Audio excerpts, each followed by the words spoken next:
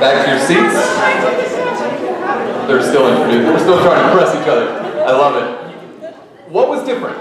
Let's get a few shares. I want to hear from you. What was different? Physiology.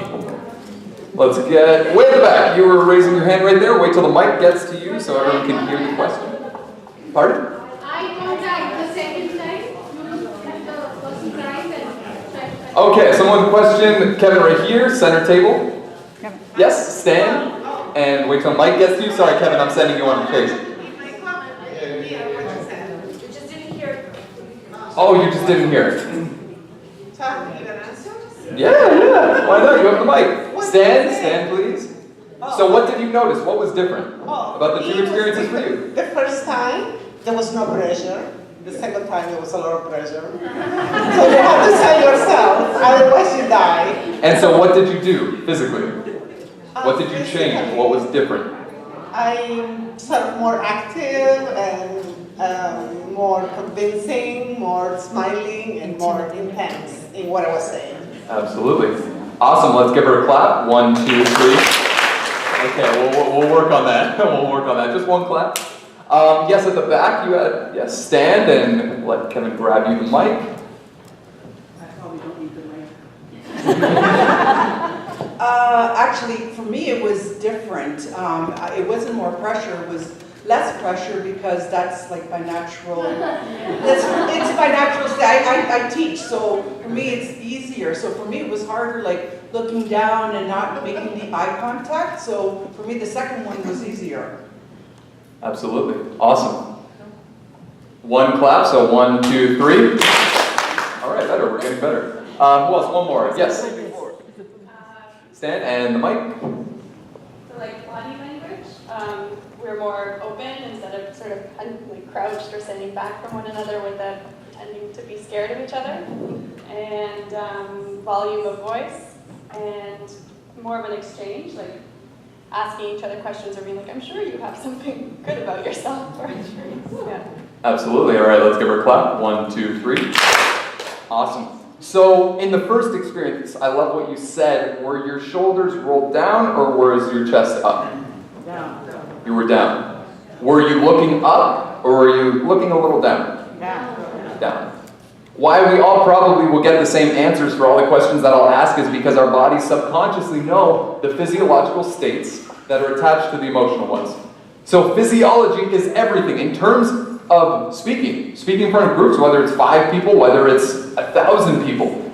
The first thing that people see before you really open your mouth to speak is the way that you were saying the words, the expression on your face. If you're looking down and trying to make connection, is it going to be a little more difficult? Right? It's crazy to me. I work with a lot of high school students. What I do is I go into high schools and work with kids grade 9 to 12 at different conferences and schools. And it is crazy to me the fact that keeping eye contact for more than 5 seconds scares people. And it makes them feel uncomfortable. Which completely cuts off our connection because as soon as we break eye contact with someone, it's like, what else are you looking at? Why aren't you paying attention to me? These are subconscious questions that we ask ourselves that take away from our presence with someone else. So as this pertains to you in your one-on-one interactions, both professional and personal, how are you showing up physically? With your kids, with your friends, with the people that you work with, your colleagues. How are you showing up? Are you making eye contact? Are you the one that carries the conversation? Are they? Those are questions that you want to be aware of because our body, if we don't know where we are physically at all times, we lose the ability to influence. We straight up lose it. So we want to know where we are. This isn't about being in a confident state with your shoulders rolled back and looking up and smiling because that's not always appropriate. It's really about having awareness of where you are so that you can say, hey, I'm feeling a little nervous. How can I step into a physiology that's going to give me a little more confidence before a speech? I remember when I was starting speaking, I would do push-ups before I would get on. I would do as many push-ups as I can and get my breathing completely involved so that I can trick my physiology into thinking that I wasn't nervous and I wouldn't shake. Does that make sense? Awesome. Any questions so far? Yeah. Yes. If you are tired out by doing too much push-ups, what can you do? I mean, you're already exhausted. If I'm tired from too many push-ups, great question. I wouldn't put myself to that point, but it was more for the point to physically engage myself so that I can physically engage the audience. Because if I'm one person speaking to 100, I'm not just connecting with you. I'm connecting with an entire group of people, so I need to be a little more, open with my physiology and bigger with my physiology as opposed to if I'm having a one-on-one conversation. Does that make sense? Yes? Where did you do your push-ups? Where did I do my push-ups? Oh my God. Right now? Yeah, here. Oh, this one I did not do push-ups. This. You're restricted to Oh no, okay. This was just a personal experience of mine. This is something I did to get ready for a speech. I do not suggest going into a meeting and be like, hold up. I'm doing it. It's just a way, maybe that'll look a little differently. I love the question. What if it was just taking a deep breath and centering yourself? Because a lot of times we carry the emotions and the feelings and the thoughts that we've had into our professional life. Isn't it true? And we carry those things as baggage, and then we drop it off in this professional setting. So whether it's to recenter yourself, take a deep breath, close your eyes, focus on something you're grateful on, it looks different for every single person. But knowing to have a physical reset, for me to speak to a group of 1,000 students, I had to do something that fully engaged my body, that got my heart rate up. I had to because my heart rate was already up. Does that make sense? Awesome. So moving on to the next point is so critical. Physiology, I believe, is so important, but just as important is voice. The voice that you use, the first thing that people hear, and we are getting into an audio environment more and more with podcasts and all these different things, that our voice is so critical in being able to, A, preserve it, and B, use its full potential.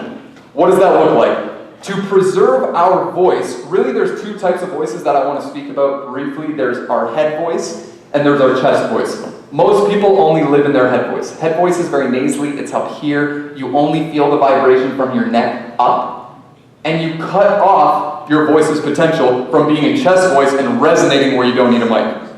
Does that make sense? So it's not about living in chest voice all the time. In the easy way, we won't go through an exercise in terms of time, but if you feel the vibration here, you're in chest voice. If you only feel it up here, you're in head voice. And what happens to a lot of people is their physiology promotes them only being in head voice. Because you cannot fully be in chest voice if you're closed and constricted. Does this make sense?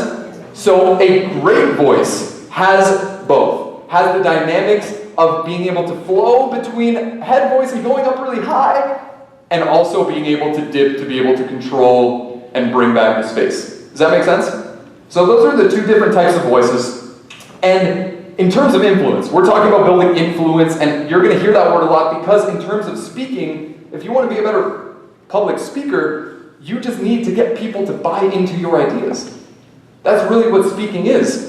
And people put this mask on, it's like, oh, well, I'm nervous of public speaking. It's a bigger fear more than death. People rather die than do what I'm doing right now. That's crazy. But the reason is because of these primal cues that we have of what if I'm judged? What if I lose love? What if I lose respect? What if I mess up? And we get in our head as opposed to sharing a message that we want to share. So, in terms of voice, to make this super practical, there are 4 different facets and factors of voice. There's pitch, there's pace, there's volume, and there's melody. All 4 determine how much influence you can have over someone or a group of people. Going to the first one, pitch, pretty self-explanatory, how high or how low that you speak.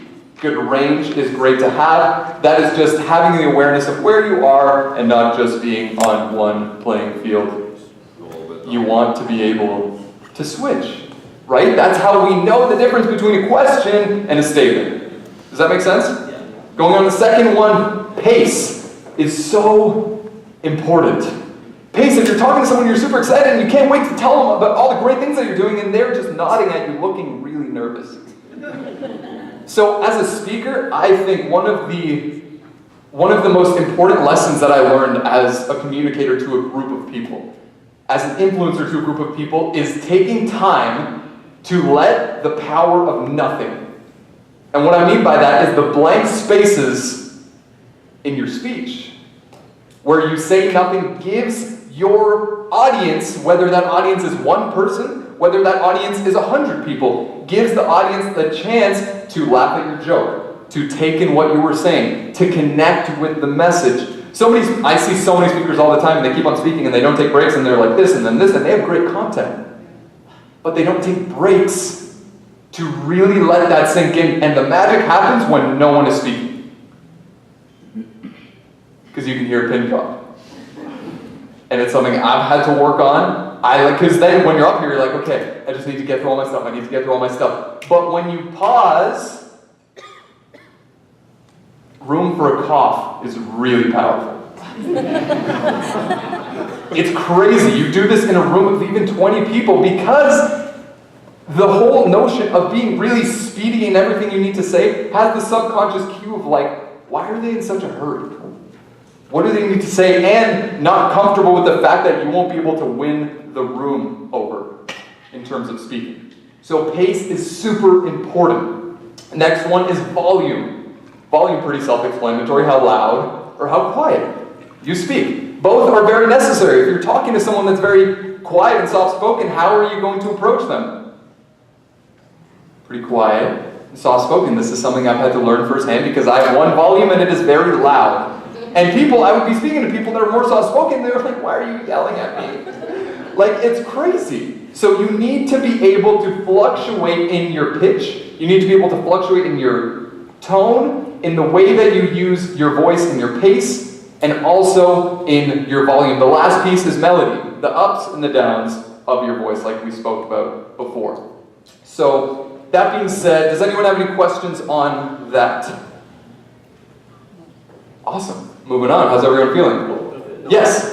Can you just show an example of melody? Let's see whether it's similar to singing a song. So a lot of people, they will speak, and they'll keep on going up, and they'll never end their sentence. Until they go down. And everything's a question. Or, inversely, there will be people that only speak down. And every sentence, just, why are you angry at me? Right? So you want to be able to use the right inflections in your voice to be able to convey the message that you're giving. Because in speaking, 7% of communication is words, 7 or 8%, and 33% is how you say them. And then the 55% is your physiology like we spoke about. So, literally, it doesn't matter what you say. It really doesn't. In your context, it really does. Okay, I get it. Yeah, it does. But I'm saying in your communication with other people, what you say, because is it true the way that you say something, can it change the context? Absolutely. Does anger have a tone? Does stress have a tone? Does excitement have a tone? Does confidence have a tone? Of course. So it's knowing the nuances of your voice and communicating in your personal life with people at a conference that you're at in networking, because if you go up to someone and they can't hear you, or if you're looking down at them, these are all things not only for professional in working with people in the language industry, but also day to day, how you communicate. So, any other questions on that? Yes, at the back. Yes, you were referring to the quiet space or the silence and whatever. I find whenever that happens, that of course it allows for a joke, for people to get the joke, but it also allows for rapport building, because then you will allow people to, I guess, like go with the flow, like start to like understand the joke, and then they start, and then that leaves it open to building on a story. Mm-hmm. So you can, all of a sudden, it's a joke, and then you can build on a story to enhance like the message that you're trying to relate to people. Absolutely. And it's really the acknowledgement of the other person being there. Right? A lot of speakers don't give an audience the opportunity to let you know that what you're saying is valuable or funny. Audiences will let you know that what you're saying is valuable through silence. They'll also let you know what you're saying is funny through laughs. They will communicate. So really, the thing that I've seen so commonly is that people make it a one-way street. And the communication is just, what do I have to give and speak, as opposed to letting them pause, which is basically saying at a subconscious level, well, what do you think? Not actually asking, but to get a response, to elicit a response from the other person. Does that make sense? Awesome. So moving on to the next piece is your story. What do I mean by this?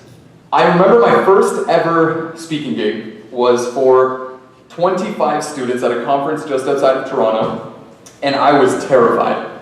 I didn't want to do it, but I put this speech together. I wrote out stories that weren't mine.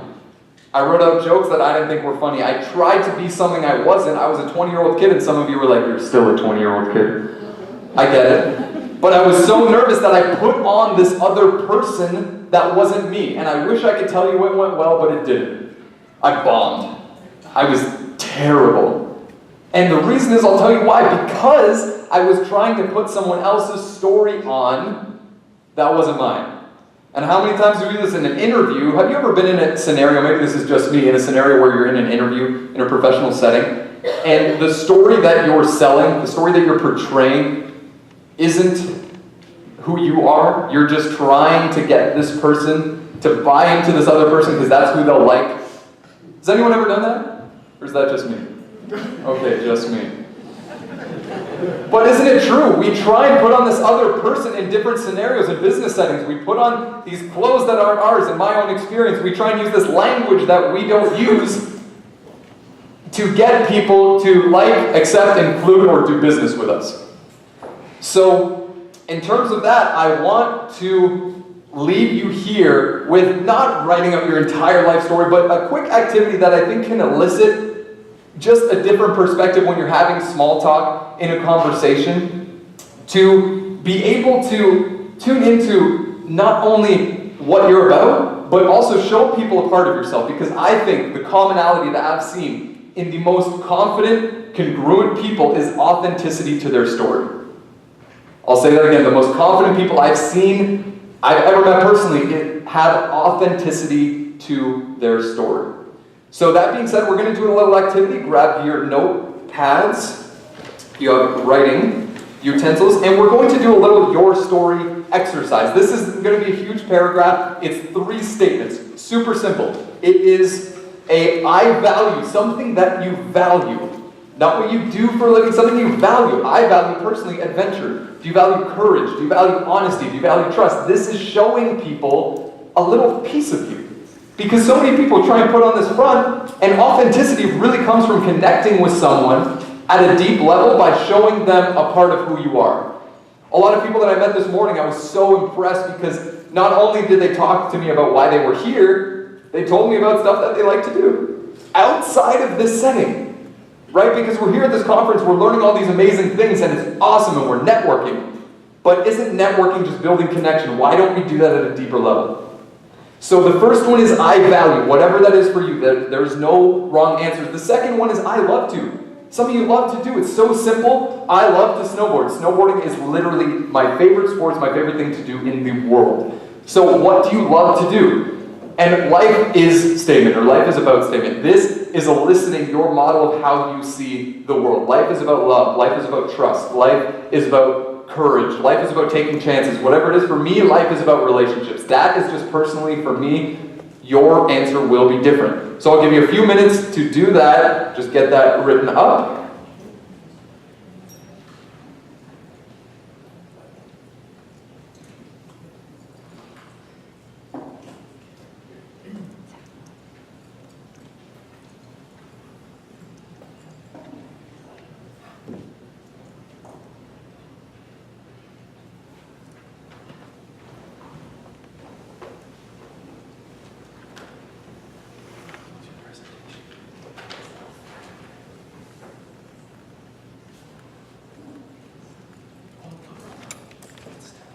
A few minutes.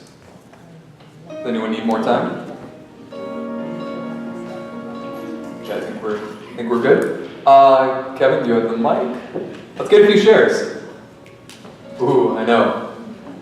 Let's get a few shares. Again, if no hands are raised, Kevin, I give you complete right to So, oh, right here. Yes, stand and your name. Hi, my name is Elena, and what I wrote here is I value me time. I love to watch sunsets and contemplate nature. And life is about learning how to communicate right. Nice. Awesome. Let's give her one clap. 1, 2, 3. Nice. And incredible answer. How much did we learn about her in 7 seconds? A ton.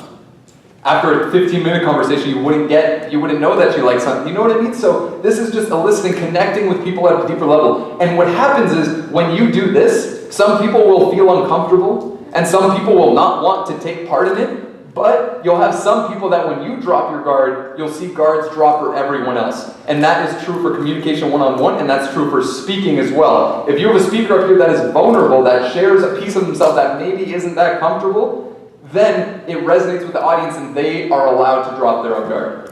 Let's get a few more. Yes, here. Maybe I do not need it either.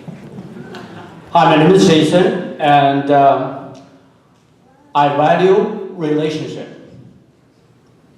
I love swimming. It's part of my life. And life is about love. Nice, let's give one clap. Oh, that was my fault. I'm so sorry. Yes, right here. Kevin? Oh, behind you. My name is Mary. I value satisfaction. I love to enjoy myself. Life is about happiness. Nice, let's give her a clap. 1, 2, 3. And one more. Kevin, you pick. I don't know who raised their hand first. My name is Ivy. I value loyalty. I love to travel. And life is about love, patience, and forgiveness. Nice. All right, 1, 2, 3. Okay, that was fantastic. And didn't we get a little inside of these people's brains and got to know them a little better? So I encourage you, and when we're networking at lunch, who's excited for lunch? It cannot be just me. When you're networking, have deeper conversations, because I think you would agree that our society has gone so wide in our communication and haven't gone deep. So there's more need for deep communication more than ever. So moving on to the next piece. The fourth piece is confidence through certainty. Certainty is really what confidence is. Confidence is a state of being certain, and our success in our communication really comes down to the level of certainty we have about who we are, what our story is, and what we are about. I remember last year, I was driving to see my then girlfriend to Boston. She lived in Boston. I was driving from Toronto, and I'm driving. I get to Kingston, about 3 hours east, Toronto, to cross the border. My GPS is all set up in my car. I got snacks. It's going great. And I cross into the border into upstate New York. And about 10 minutes into my drive in upstate New York, I see every millennial's worst nightmare. No service. And I start freaking out. I'm like, what am I going to do? And I did something I never thought I would have to do as a 22-year-old individual. I had to ask for directions. And I'm driving, I stop at the first gas station I see, I walk in, and don't ask why I didn't buy a map. I have no idea. I have no clue. There was maps available, readily available, I just didn't buy one. I have no idea. So I'm driving, I stop at this gas station, there's this lady in there. I ask, how do I get to Boston? And she says, oh, that's easy. You're going to take the 9 for about 3 hours, take the fork in the road to the left onto the 45, then right onto the 76. Got it? I was like, okay. So she sends me on my way. I'm driving on the 9, and I'm reading every single sign that is coming up. I'm reading every exit, every street that is coming through this 9 street for 3 hours. And about 2 hours in, I look at a sign on the street, and it says I-91 South. So clearly, I got lost. So then I stopped at the next place that I saw cars, which was actually a snowmobile shop. And I stopped, super nice guy, owner was in there, the only person in there, and he was so nice. I think he felt sorry for me because he printed me out a map. And he used highlighter and showed me the way to get back on the 9. And I get back on the 9, I'm driving, and I see a fork in the road. And I see a sign that says for the 45, and I get so excited. I was like, oh, here we go. And I'm driving, reading every single sign. About 2 hours into the 45, I see right turn, 76. And this is now turned into a game. I'm so excited. I'm like, oh, here we go, let's go. I'm reading every single sign that's coming up, every exit, every street. And finally, on the 76, I see a sign that allowed me to breathe a sigh of relief that said Boston, 75 miles. Still reading every sign, and the point is that I want to make with that story is really, it doesn't matter if you know where you want to be in terms of your communication, in terms of I want to be a great speaker, I want to be a great communicator, I want to be able to connect with people on a deeper level. None of that matters if you have no idea where you are. I knew Boston was the end goal. But along the way, I had to make shifts and tweaks to be able to get there. Same thing for our communication. So realizing everything that we're talking about, voice, physiology, your story, this is just about awareness. This is literally just about being aware of where you are with your voice, being aware where you are with your body, with your story that you're telling, and the brand that you are emulating into the world. Because you, whether you know it or not, including myself, are a brand. Every communication we have, every interaction you face, you are constantly getting people to buy into your ideas. You constantly get your friends to trying to buy into your stories, your thoughts, your jokes. You try and get your kids, your son, your daughter, to buy into them eating healthy and doing well in school. You try and get your business partner or employer to buy into the idea of onboarding you into the organization or working with you and doing business with you. So this is everything. And that being said, I want to open up the floor. I know we do Q&A at the end. I like to do Q&A a little bit here and then close off with the last piece. So does anyone have any questions about anything that we've covered? Yes, stand in your name. Kevin? You haven't said anything about speaking with notes. You're not speaking with notes, but it's often necessary to speak with notes. When is it necessary? Well, for example, I lead 6-hour workshops on translation revision. I can't possibly do that. Fantastic. Yeah, I couldn't either. It narrows down what you can do with your eyes, for example. Absolutely. So that's a great point. Did everyone hear the question? So about speaking extemporaneously. In terms of content-heavy material, if you do need to have notes, knowing the content, the ideas behind the content, so that you can wrap in the stories and the examples that you use and know the emotions behind it. In drama, I used to be in theater. In drama, we used to do emotional storyboarding, which in a 2-minute monologue, we would literally take every sentence and pair the emotion that we wanted to convey with that sentence. I'm not saying do that for the 6 hours. That would be pretty strenuous. What I'm saying is having a script of notes, which is totally fine, but knowing that you will have to you're going to lose a little bit of that connection if you're in describing it from your perspective. So I would say what I did with that, and I can only speak from my own experience, is not only learning the content by definition and what it is, and have those notes, because how are you going to remember that? That's why I have that here, because I want to give everything that I prepared. But also knowing the outcome of what you're saying. Because in terms of what I did, I would memorize an hour presentation, and I'd be up there with no notes. But you could see that I was trying to remember, and it completely cut off. So I'd rather you have notes and look up at time to time and connect with people and bring people in. So if you're speaking to a group of people, how many people on average would it be? 20. 20? Perfect. Because that's a great opportunity that you have to be able to give a note, understand the content, which I'm sure you do, give that point to people. Because so many people try and speak to an entire audience and they get no one. You got to speak to 1 times 1 times 1, then you get everyone. Because when I speak to one person here, and then I come over here, he's thinking, why are you not looking at me? And I bring him over here. That's why you connect and make eye contact with every single person in the room, which is a great opportunity you have with 20. So making eye contact, being selective of how you're using your body, and I would say my own opinion, throwing in a personal story.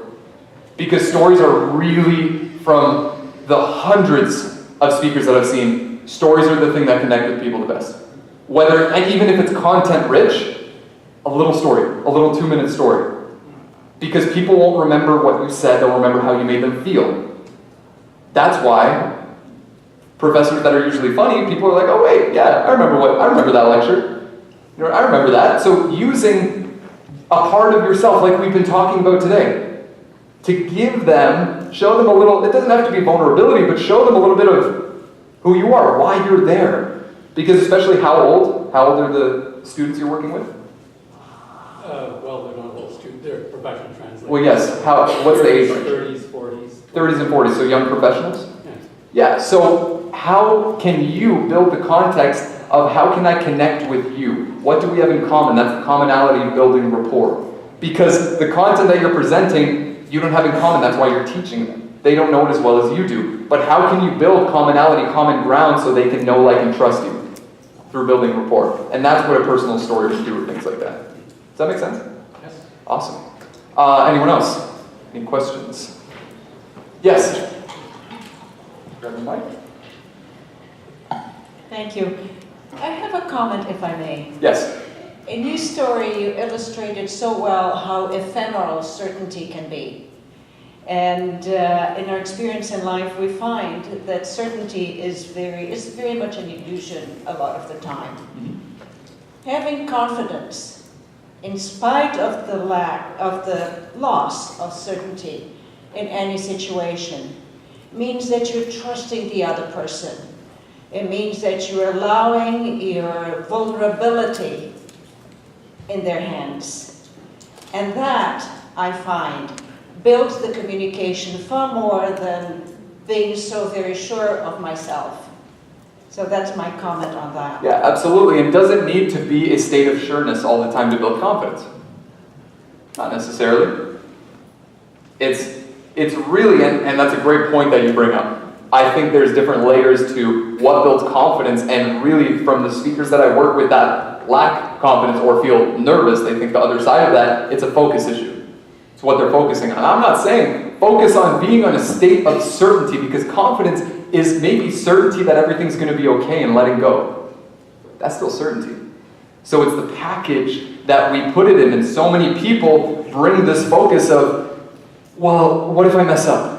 What if I don't do this? It's a state of doubt.